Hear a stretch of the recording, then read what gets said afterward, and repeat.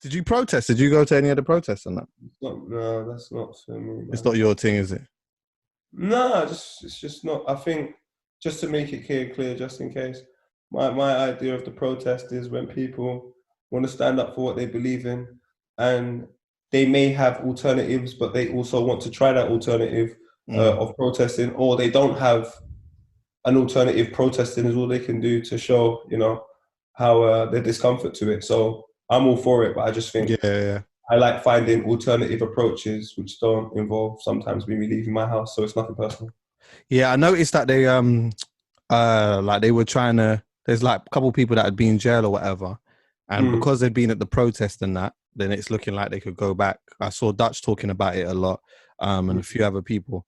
And it was the same with him as well, yeah. Yeah, the guy, you know what I'm saying? He's a good person, fam. Like his story was so authentic, where he just told the truth. Like it's just I like when people just tell the truth, innit? Like, look, protest, I might get in trouble, but I guess it's more important than me. And him just saying that, knowing that his freedom's on the line, guys, I was just like, what? Like, I don't think I would have done that. If man's telling me, if my mum tells me I'm gonna get slaps, I'm not going. This Donny's whole freedom is on the one line. Well, a lot of people saw it like that as well, and a thing of, boy, this COVID thing, I don't know whether it's real or not, but you know what?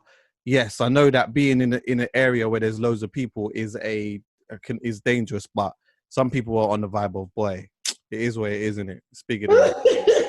It's bigger than that, innit? I'm gonna go there. But do you know what it actually reminded me of though? I don't know if you ever heard of, like, you know when Carnival licks, or just before Carnival, the police come and they end up just kicking off bare people's door. What? Yeah, but because like they have intelligence that you're going to go there and cause trouble. So they go there and they intercept it straight away and put you in jail. Do you know what? I'm so surprised. I was thinking about this the other day. I was thinking, it's mad that no one's actually talked about this. But they say it on the news. It's mad that they call it intelligence and then they abbreviate it to intel. And the intelligence is the knowledge that they have of what's happening in the area. It's funny how they perceive it as intelligence, but us having the knowledge is just nothing. Like, we're not intelligent, but them man are intelligent. Yeah. Because they have the same knowledge man has. A man has more, but they're the intelligent ones. That's a real thing. That's a real thing. But man's had it. Yeah. Bam. That's a real thing as well, you know. Like, boom. Before Carnival, the day before Carnival and that, door gets kicked off, you're sitting in a sale till Tuesday. Yeah? You ain't going anywhere to hang about with anyone and do that, bro. You're chilling, innit?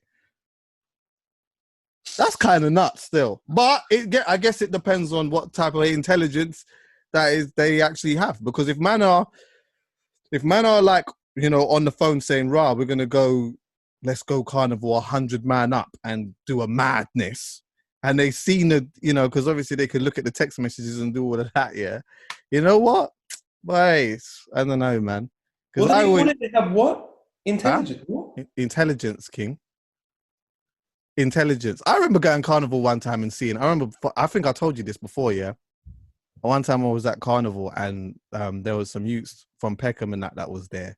And there was like a train of them and they all like started like running through the crowd.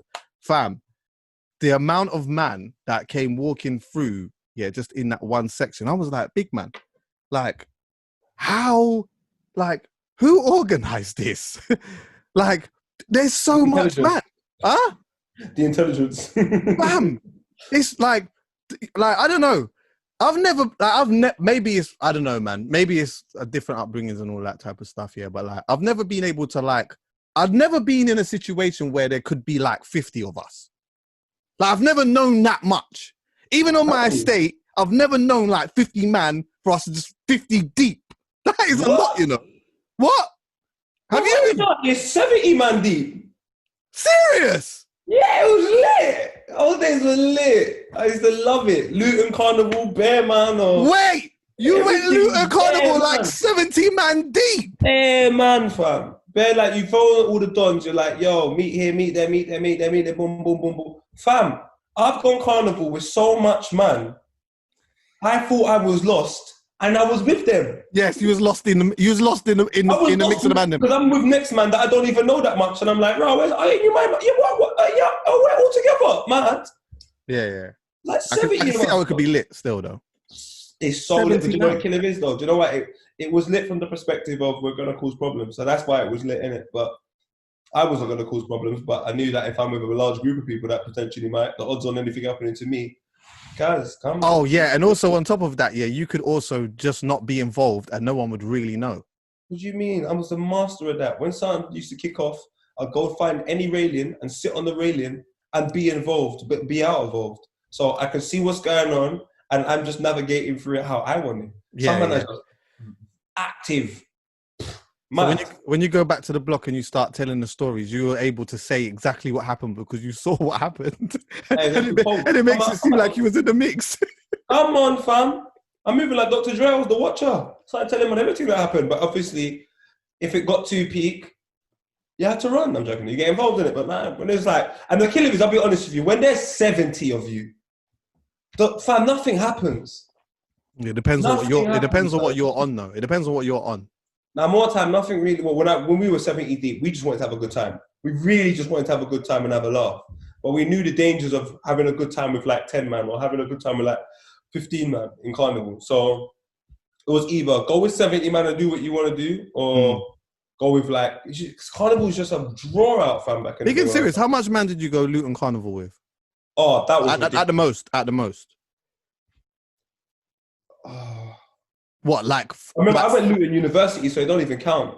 Oh yeah, shit, I forgot. When I'm going there, I'm just linking up with big. That's what I'm trying to say. I'm always used to being in large groups. I'm talking, man has gone Fort Park, 50 man. It's mad. Oh shit! Ferry Lane, man. I love Ferry Lane days. Yeah.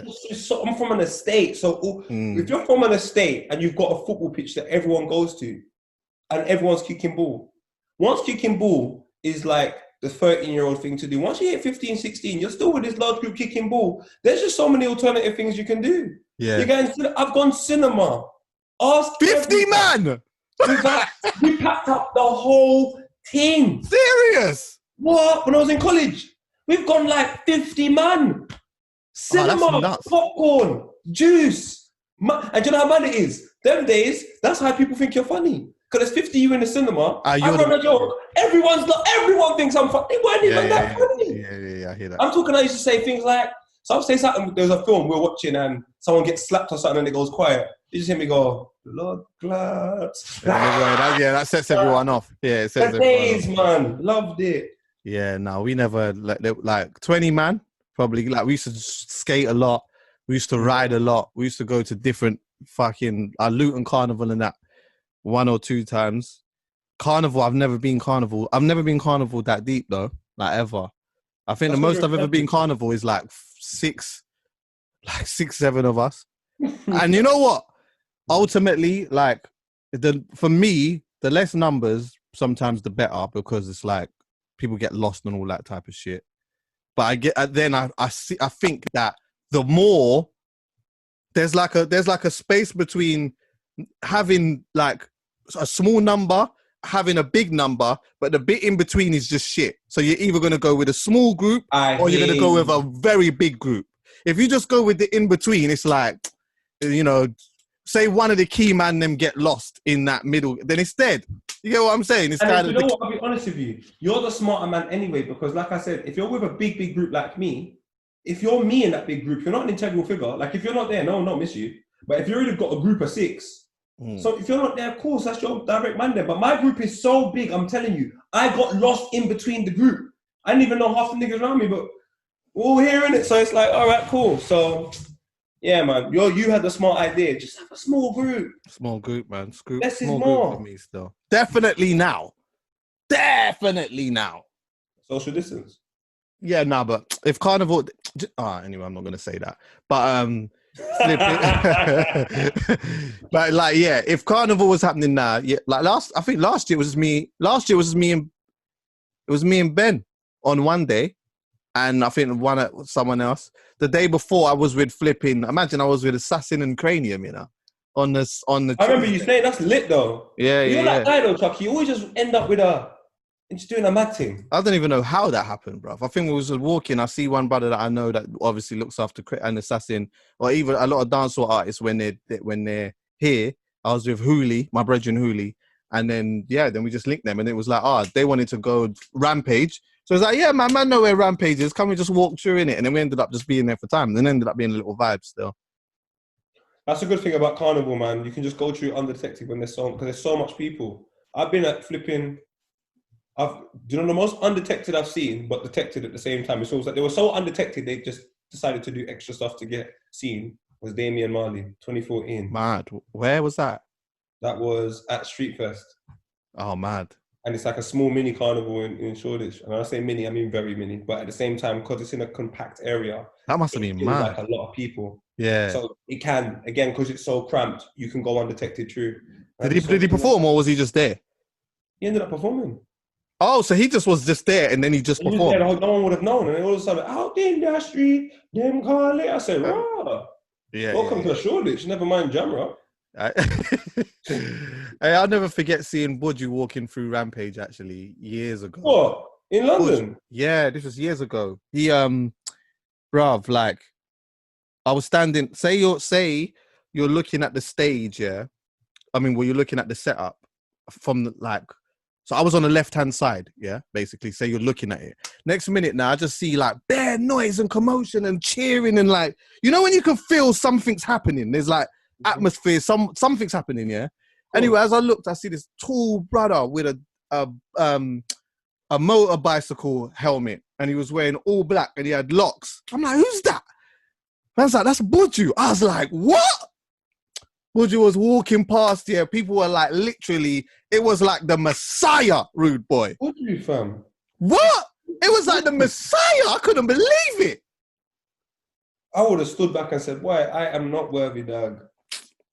There's some people don't think I'm worthy of conversation with. Buju's definitely one of them. Yeah, of course. And these times, he's still not allowed in the country, I don't think. But he don't want to come back. He don't care. Most of them are all right, you know. You know that. You know there's a lot of Jamaicans that are on a vibe of, if I can't travel and I can't do what I'm doing, then you know what? I'm cool anyway. I'm just here, happy in my, you know what I mean? In wherever I'm at. Like a lot of them are on that vibe. What are they missing out on? Winston Churchill? What are they missing out on? Them good dog, little sun, vibe. Come on, bro. Actually, talk to me about this statue thing. What was your take on that? Oh, the statue?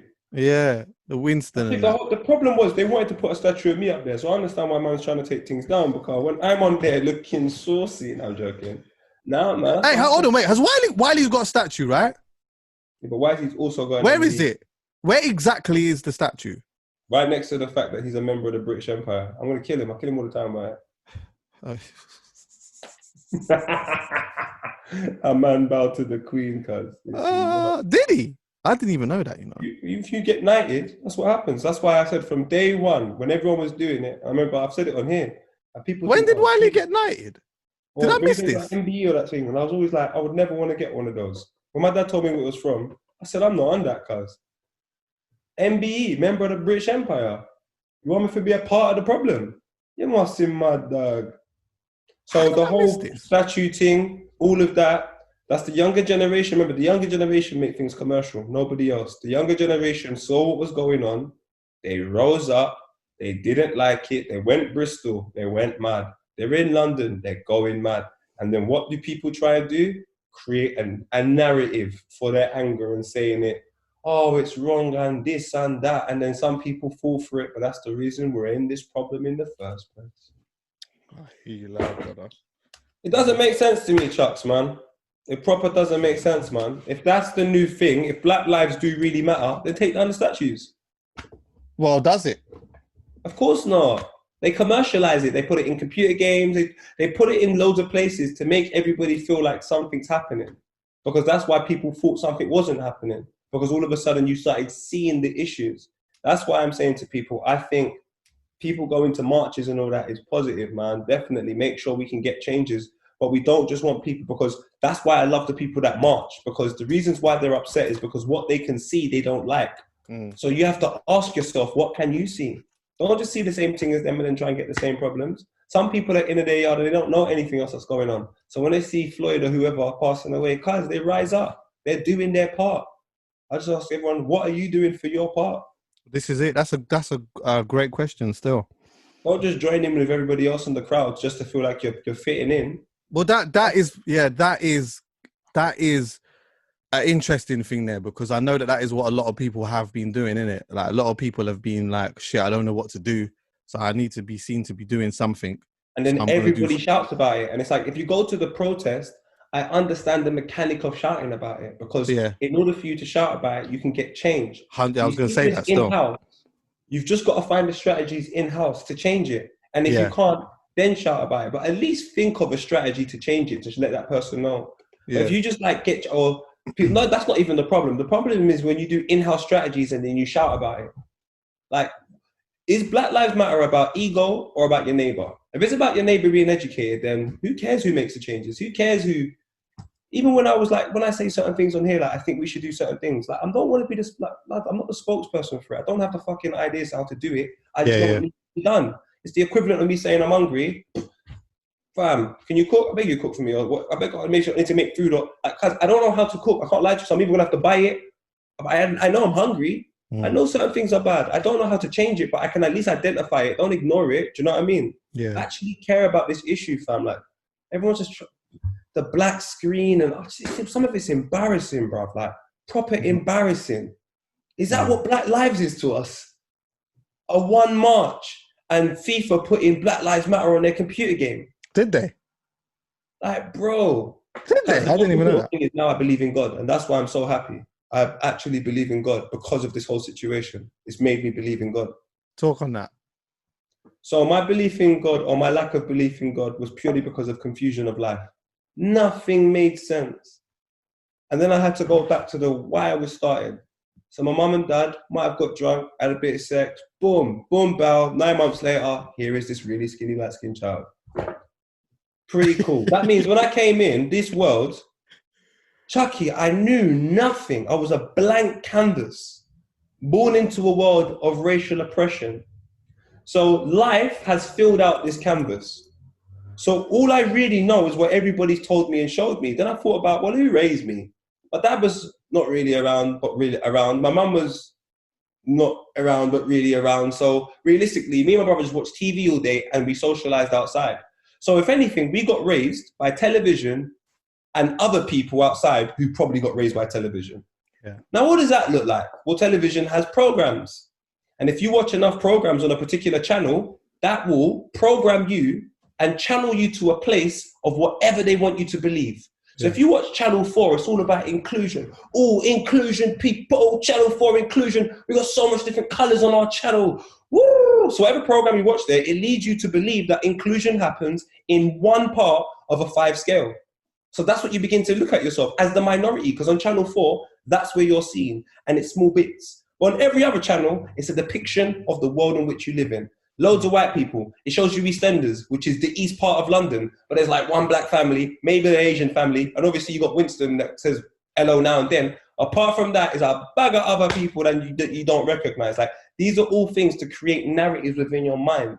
Now, however old I am, because I still was actually completely sabotaged by those narratives. Yeah. So I had to clear my whole mind of everything. So once I cleared my mind of everything, I said, all right, poet, what do you know to be truth? I look at things simply for what they are, Chuckie. It doesn't matter what's happening. It matters how it ends up. Because if social media was around when Jesus was about, he would have had 13 followers. And if social media was around when Hitler was about, he would have had like 2 mil. But the truth is, Jesus is someone that we praise today, and Hitler is someone we think is a prick today. So all this obsession with numbers and obsession with they're all distractions. We have to do the truth, because at the end of the day, that's all that matters. Why has Jesus only got a couple of followers? Because when he was doing what he was doing, people were stoning him. No one was on him. Oh yeah, of course. Crucifying him. He was a madman. But imagine hundreds of years later, that guy was telling the truth and no one believed him. But then Hitler comes across and gives you a commercialized version of what you think to be true because of how you've been programmed through TV. And everyone was like, Hitler, because he was a tramp. Winston Churchill, tramp. All of them statues of guys, they're all tramps. That was made for a period of time where you believed a particular narrative. Now here's the truth. Yeah, so fling that away now.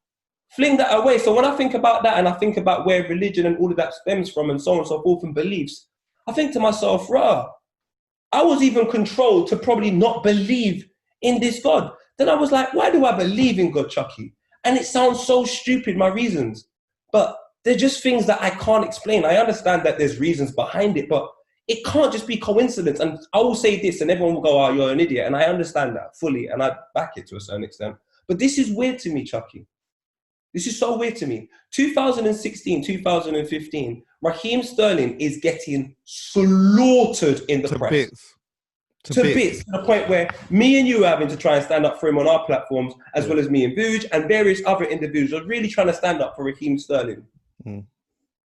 He talks about racism in football, which people say doesn't exist, or it's not that bad, it's not that bad. And 4 years later, you're having to put Black Lives Matter on football tops. That's how bad it was, but no one believed Raheem Sterling. Watch this though. Football stops for how many months? 3-4 months in February. Football restarts again. They realize they're going to restart the Premier League. Now, the first game is Aston Villa versus Sheffield United, and there is a goal that is clearly the goal. It's clearly in the goal. Like, there's no way you can say it's not in the goal. But for some strange reason, the guy's watch doesn't work. And that is the first time, just for context as well, that's the first time that ever happened. This is the first time it's ever happened in the history of football. Technology that people have paid millions for in football, it doesn't work. This is the first time that the ball has gone over the line and this watch has not gone off since they've got that. This is the first time. And it went off at half time. Yeah. Everybody apologized. On top of that, you have VAR. So you've got goal line technology where your watch goes off, and you have VAR for any other decisions in which you can't figure out yourself. None of those confirm the goal. But Chuckie, the ball is so far past the line, my man's in a whole nother country. Yeah. Arsenal versus Manchester City. Pablo Mari starts. By the way, for people who don't know, this is the same day, but this is the evening game now. Thank you, Chuckie. So Pablo Mari starts. Within the first 10 minutes, he gets a strain. And David Luiz comes on and plays for 35 minutes. And in the 45th minute, David Luiz makes a mistake. The ball falls to Raheem Sterling, wearing Black Lives Matter.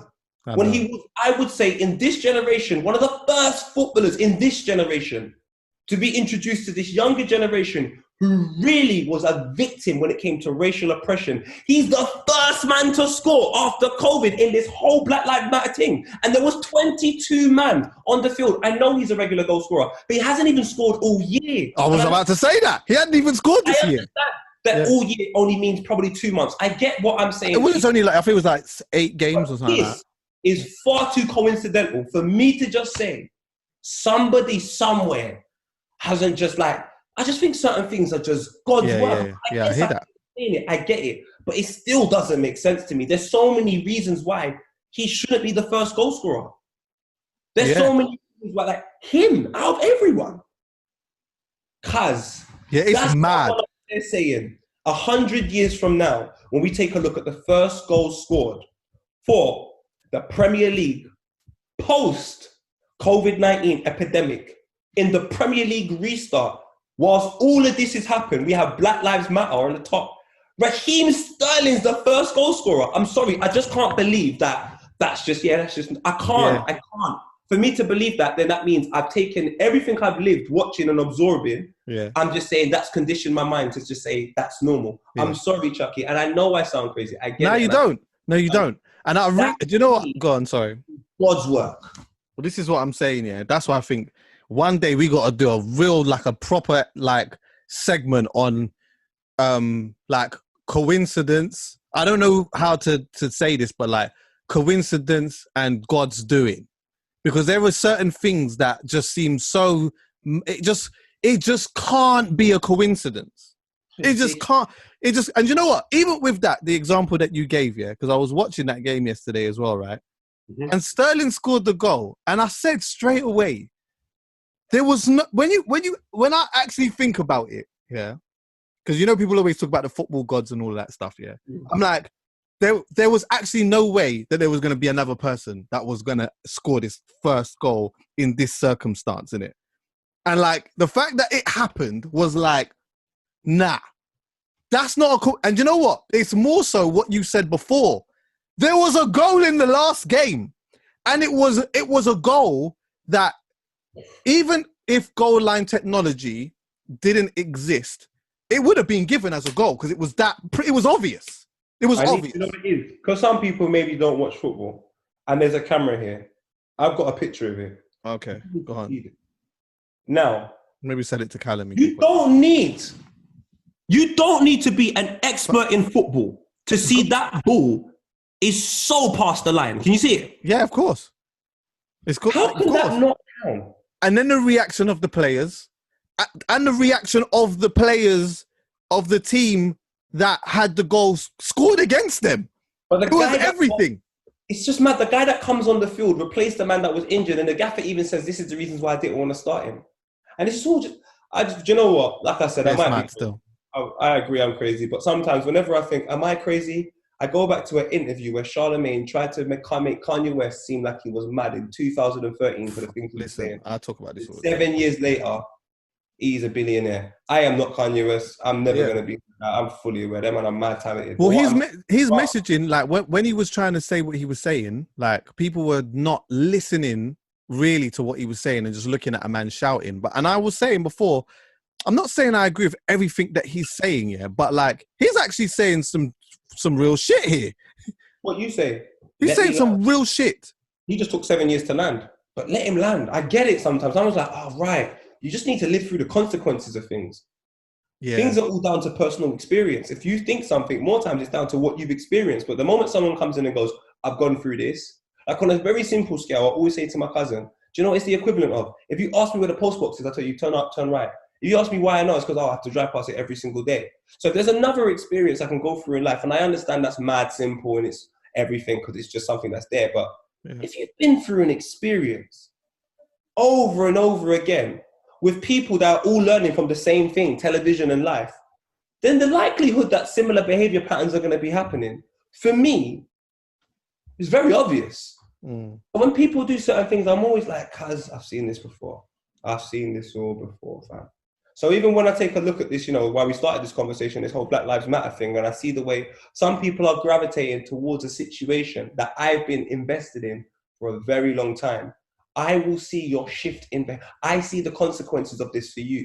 I see your shift. I see how invested you are now. I see how you want to be the spokesperson. I see how this is an opportunity for you to improve your commercial. It doesn't matter if nobody else sees. I want you to know I see. So when this commercial situation that's happening dies down because everyone goes back to work and so on and so forth, and we implement it in society, but we still have certain things that make it difficult for us, which makes it seem like, no, look, we gave you all of these things. I'm going to see those people. Yeah. Because you're all revealing yourself sometimes anyway, fam. Some of you are revealing yourself in WhatsApp conversations with me. Some of you lot are revealing yourself in real life, like cuz. Well, I'll tell you this, bro. You know what? Sometimes you let someone talk long enough, then they will show their ass. Seriously. And I've seen that. I've actually seen it, bro. In this, especially in the spirit. So many times. Yeah, you stay there and laugh. Listen, anyway. But in this context, I've seen it, and like, I don't know, man. Either way, we will always be. Since we started this podcast, we've always shared information, talked about experiences, and talked about these type of things. This is like a thing that is really not new to us and to me, and that's why sometimes when people ask, like especially with me, not that this has been a question that's been asked to me a lot, but you know, sometimes people might ask, oh, you know, like, so you know, what are you doing going forward and that? I'm like, the same thing that I've always been doing, King. Like this, I know that for some people, this is like a new thing and this is cool because sometimes for some people, they had an understanding late or whatever, but like, I've always been, you know what, putting my money where my mouth is, so to speak. Anyone that knows me is always known that, like, you know, I will always try to help the man them. And when I say man them, I need this to be on it, to be clear as well. When I say man them, I don't just mean man, I mean gal as well, yeah. But always trying to, like, you know, help people share experiences. You know what I mean? Have had someone on the podcast recently talking about sickle cell, which is something that predominantly affects Black people of this skin color here. So that is my way of introducing stuff to, you know, people who do not come from that. You know, in half of my wardrobe is Benja. Do you get what I'm saying? It warms my heart when I go to the factory and I see the man used to come to my yard, yeah, and just sell, just because I always wanted to make my own t-shirts, innit? So I was trying to make my own t-shirts, you know, when I was out DJing and shit like that, and when I had my own parties. And so he used to go to the wholesalers for me and just do all of that for me. But in the meantime, he would always show me his t-shirts, whatever. Yeah, man, I'll buy that. You know what I mean? The t-shirt, the quality of the t-shirt's good. It's better than mine. You know what I mean? I'll buy that, and I see you hustling, doing your thing. It's better than mine, yeah, because obviously he probably was investing a little bit more. He was taking it more seriously than me. I was only doing it because I was just the DJ and I just wanted a t-shirt. He wanted to be a designer. He wanted to do that properly. I was just trying to get the cheapest wholesale. Well, of course, listen, let me tell you something. What? You're telling me what? I can get this here for what? 50p a tee? Give me that one. I don't want to do the, you know what I mean, £4. I can't do that right now anyway. Give me that. But if your one is this and this is what you're doing, I'm on that because I'll support your thing because it's good. And on top of that, now I've seen someone like him be able to, you know, open up a factory, have his family work for him and all of that. And like, I've just always been on that. And I'm not even now about to sit and start speaking on doing that. But like, it's nice if, you know, I see, I don't know if you see the what is it, the Black Pound? What's the thing that's happening on the 27th? It's the pound, whatever it is, yeah? Do you know about that? I don't know about anything. I'm not really, Okay, so there's like a day that, a day where it's like people are encouraged to like spend money on Black-owned businesses and stuff like that, yeah? So it's like a full day of doing that. I think Swiss was like fronting it. I'm not 100% sure on that. For those who don't know, Swiss is Mega Man's brother. He used to be a sick DJ and a rapper, and he's got a classic tune called Cry still. One of my favorite, easily in my top 20, maybe top 30 songs in the UK. And I know it sounds like that is a large thing, but man's a music man still. So when I say top 30, just understand that there's some bangers in that. But yeah, like for me, it's something that I've always tried to go with what's good and encourage people to do, you know, the best that they can with their brands. And if you do something good with your brand and that, and you're one of the man them, you getting my money, Dread. I just bought beard oil the other day from Aaron Wallace. I don't even know.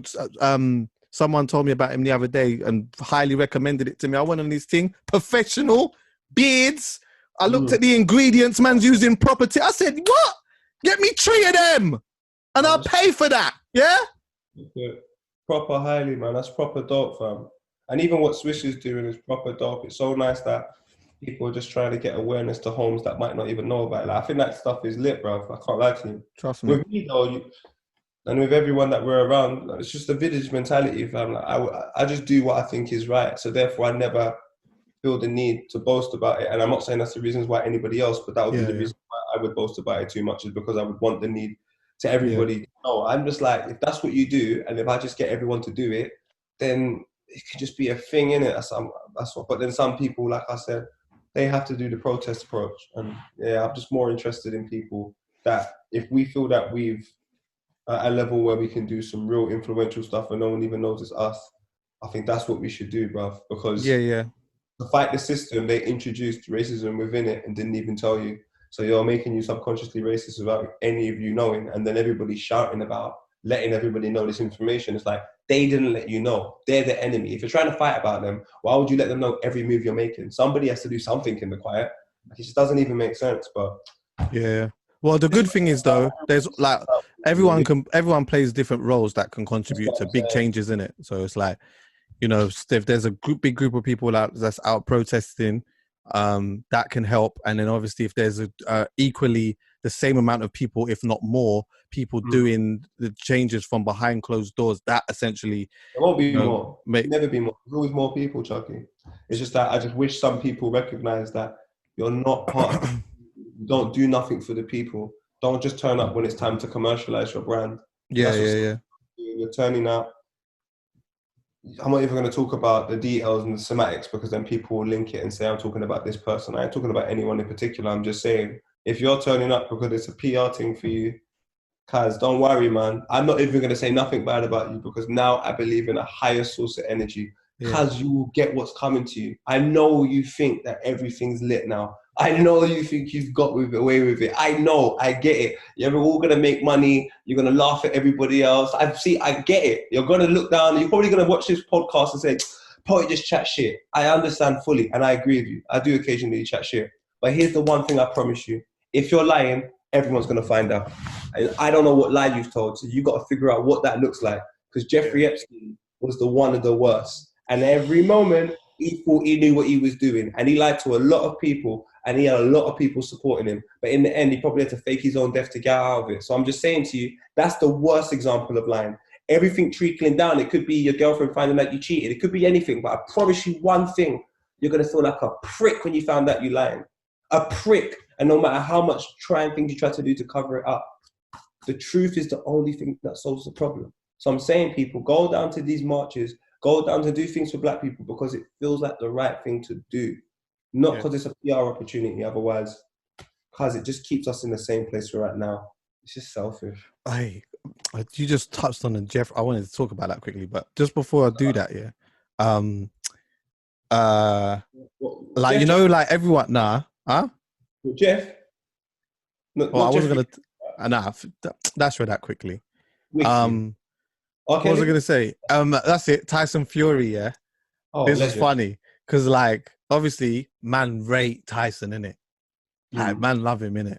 Yeah. And especially, like, we was united behind him when he was fighting Deontay Wilder. Man didn't even really like the fact that Deontay tried to make it a race thing. Yeah, when he came in and he tried to do that on Tyson, like, man wasn't really loving it. So for people who don't know, Tyson Fury had a fight with, obviously, Deontay. We did an episode on this anyway. And Deontay Wilder came out and he tried to make it like almost tried to make it like a black v white thing. Anyway, ended up getting punched up and man wasn't really buying into it. But anyway, Tyson came. Smirk is so funny. He ended up getting punched up. But anyway. Yeah, he did still. But shout out to Deontay. Anyway, Tyson came out and backed Churchill. And man straight away was like, what? AJ, punch him up now. You know what, before he came out. Wait. Well, you missed this. Man came out and backed Churchill, bro. Tyson Fury backed Churchill. He was like, what? He was a good man. Do you know, I'm not even going to put on his tone of thing. But he was like, he put out a thing, bro. He put out like a, you know, everyone's been putting out statements and that on Twitter and shit. Yeah. So he put out his little thing. Backing him, bro. Backing him like that was his don. What? Churchill? Pause that for 1 second. And we're going to go straight back to it in about 37 seconds. Just an advert intermission. Everybody stop putting out statements. It's pathetic. Even mine. It's all pathetic. It's the worst thing I've ever seen. You look wet. You're not really that apologetic. It's just that you got caught. If you never got caught, you never would have cared. It's just loud statementing. That doesn't apply to everyone. Just 99% of you. Back to Tyson Fury. That's the biggest L of the year. Big what? Bro, back to Churchill. Yeah? Massive L. He was a great man. Wow. Yeah, that was the vibe. And like, you know what? I'm not saying that this, I'm just adding some sauce here now, yeah? But the way that it looked was like Tyson was ready to come out on the front line on a vibe of, I'll swing it out. Like, that was his guy. Like, that was his great grandpups, bro. He was on that vibe. Like, what? You lot look at, no, keep that one, innit? And so what was funny about that is that, like, when they announced the fight between him and AJ, a lot of people, boxing fans and people who are just casual, just like the big spectacle, may not be a boxing fan, but it's a big spectacle, isn't it? A lot of people are just like, oh, you know what? That's going to be a sick fight. Don't know who's going to win. They're probably going to be Tyson. Like, maybe Tyson might edge that one. Do you know what I mean? Because of his experience, he's unbeaten, all of these type of things. and like, oh, I can't wait for it. They're gonna fight. It's a 2-fight deal, whatever. As soon as Tyson came out and said, yeah, nah, see that statue there, yeah? You can do what you want to do with the statues, but see this one, you're not taking this one down. Everyone was like, what? AJ, punch his head off. Punch his head off, AJ. You know what? Yeah, the thing is, you're saying it to me. I want to back him up. I want to say jokes to say and all of that, but this is what I think about this situation properly, about all of these statues and all of this other stuff. I honestly believe that we've been manipulated by television massively. Television is the massive liar. It's a massive liar. It sells you stereotypes and so on and so forth. That's the reasons why people are cancelling things from 11 years ago now. Because now finally people are realising that a lot of the things they've done in the wrong were past. That's how you get cancelled.